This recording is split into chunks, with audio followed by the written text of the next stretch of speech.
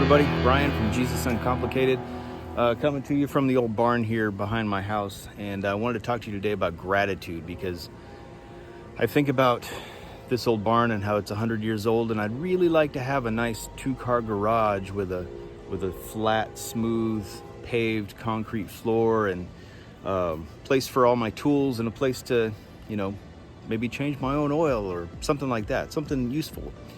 So I got to thinking how lucky I am to have this old barn, because it holds a lot of stuff, and I really can't complain. And so I thought maybe gratitude was a good topic for today's video. And so I wanted to lead off with a quote. It's an anonymous quote. It just gratitude turns what we have into enough. So we may feel like we don't have enough. We may feel like we don't have what we need. Gratitude, if we practice it, we think about it, think about what you do have, it turns what you have into enough instead of not enough. I thought that was a really cool quote. So gratitude turns what we have into enough. And I got some verses I'm going to read as well. Give thanks in all circumstances, for this is the will of God in Christ Jesus for you. The will of God is tricky to think about sometimes, because we assume it's just this big thing where, oh, God is telling me something. What's the will of God? What's his will for my life? Well, 1 Thessalonians 5:18 spells it out clearly. One of the things that falls under the category of the will of God for you is giving thanks in all circumstances. What are all circumstances? Being sick, having financial trouble, having a 100-year-old barn that might fall down, who knows? Pretty old. Anyway, give thanks in all circumstances. There's a lot of circumstances, especially right now.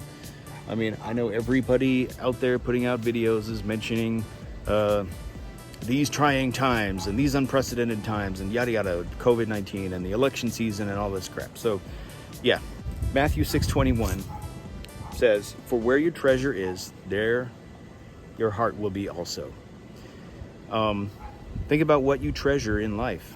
That's where your heart is. What you spend the most time thinking about and working toward, that's what you treasure. And so it's just a good reminder, be grateful for what you have. Treasure those things that you need to be treasuring that are truly important. And working it back to sort of a patriotic thing. I know it's election season. Charlie Kirk said something. I know you may not agree with Charlie Kirk's politics, but he had a really good quote.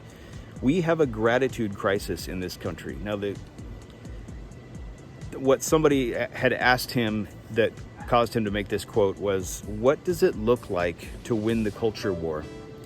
And he said, winning the culture war simply means that people would be more grateful to live in America.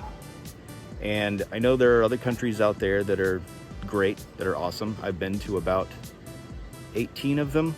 But he said basically winning the culture war, more importantly than winning a culture war, would be to have everybody in this country be more grateful to live in America. So I just want you to think about that. Be grateful, say thank you, especially thank you to God. That's one of the things that should be part of every prayer, is gratitude, thanksgiving. And so with that, I'm just going to wrap it up, and see you next time.